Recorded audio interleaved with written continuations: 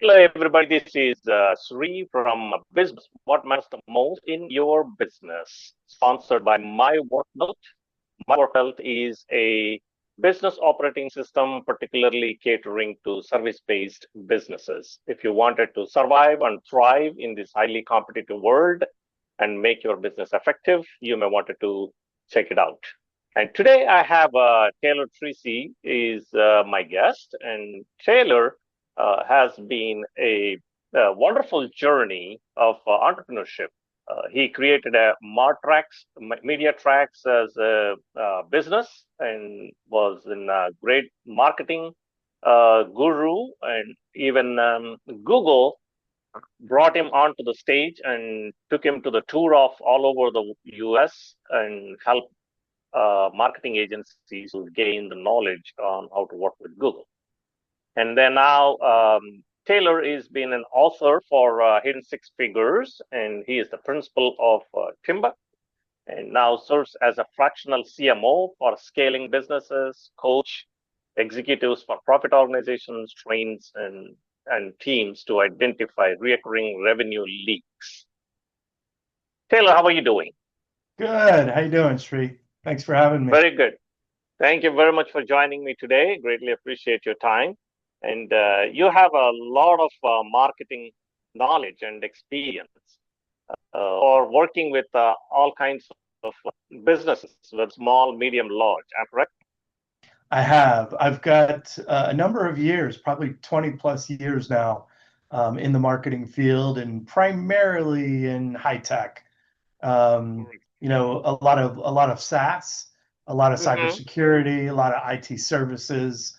But I have really spanned the gamut. I've worked with contractors, healthcare, so a number of different verticals, but I tend to shine in the technical Right. space.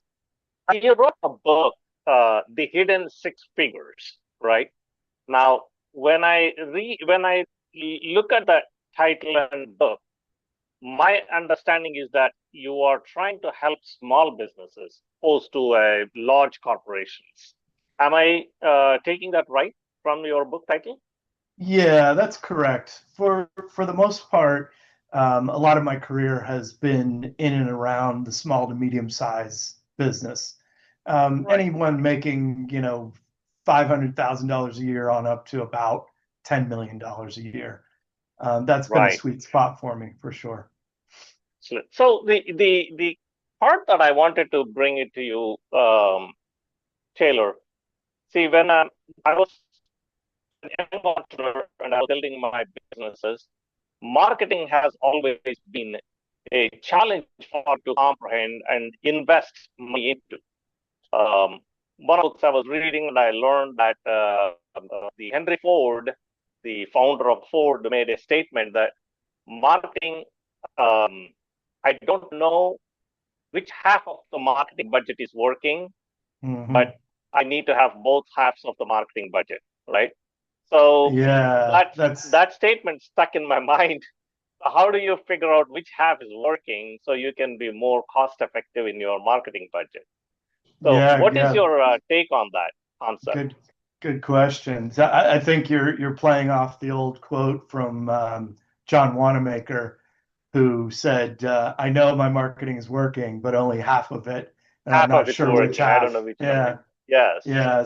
It's a great quote, and he was a really, really brilliant marketing guy who was essentially an early competitor against Macy's, I believe it was. But anyway, yeah, now that we're in the digital realm, everything's different, right? Correct. Tracking digital marketing initiatives is so much easier.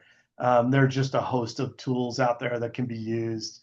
But I really believe in just kind of sticking with the basics. Mhm. Um, just really making sure that you're speaking to your clients directly and addressing their questions, their concerns, their fears, etc., showing them that you understand their problems, Mhm. and being in the right places to deliver that message, right? Just putting things on your website doesn't really do it. Correct. You've got to be able to draw people into that website and engage with them, so that they understand who you are and what problems you solve. businesses, they are very tight in budget, right? I mean, if you Hmm. talk about $500 business, how much money you would expect them to invest in marketing? $500,000, $1 million as a small business, revenue wise. Generally, what percentage of the revenue that should allocated to the marketing? It's hard to give you just kind of a very general, here's a percentage, because Right. every market and every product is completely different. Um, Mm-hmm. but with that said, nowadays, I think there's this tendency to want to jump into marketing and just spend a ton of money, and they think that that will solve their Solve the problem. problems Yeah. and bring in a ton of leads. And that's not necessarily true. True. Marketing is one of those disciplines that has, just slight nuances to it. You Mm-hmm. could launch a campaign and not be spending a ton of money and still bring a ton of leads if you're doing the right things in the right Mm-hmm. way. There's a lot of inexpensive tactics and strategies that you can deploy in order to be very effective in your marketing. I see. So it comes down to more of the messaging and what you're putting out there in the market. Mm-hmm. There is a challenge, right? You can come up with a messaging. There are gazillion marketing gurus out there that will approach a small business and then, hey, I can make miracles for you, or I can magic wand for you. I mean, that's unfortunately, it's a very highly competitive market, and it is very illiterate challenge for these small business owners. Who do I pick? So, do you have any tips? How do they evaluate who to pick to support them in the marketing strategies? Yeah, I think the tried and true method of just trying to look at who that vendor is, Mm-hmm. how long have they been in the space, what have they done, what are some of the achievements that they've had in the past, who Mm-hmm. they've worked with. Mm-hmm. It's pretty obvious when you visit a consultant's website or an agency's website what their breadth of what they've been working on amounts to. Mm-hmm. And you can usually see the verticals that they've touched and how they've done in each one of those verticals. Have they gotten any awards? Have they worked with larger organizations? Do they tend to work with smaller organizations? So these are a lot of the things that you may want to be concerned with as you're Mm-hmm. considering hiring somebody. But I'd say experience at the end of the day is kind of what it all comes down to.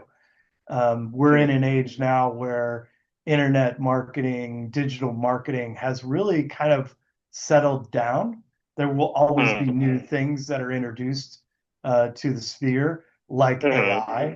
However, there are really, for the most part, textbook ways about going about doing this and doing it properly. Mm-hmm. Um, we've learned a lot over the last 10 years, and there really Right. is kind of a set paradigm that you can follow that is very successful. Yeah, no, speaking of that, these days, a lot of people are talking about using AI. You can reduce your marketing budget to the drops.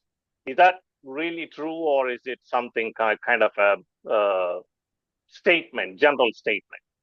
How does I, help I is going to reduce the AI is going to help reduce the marketing expense?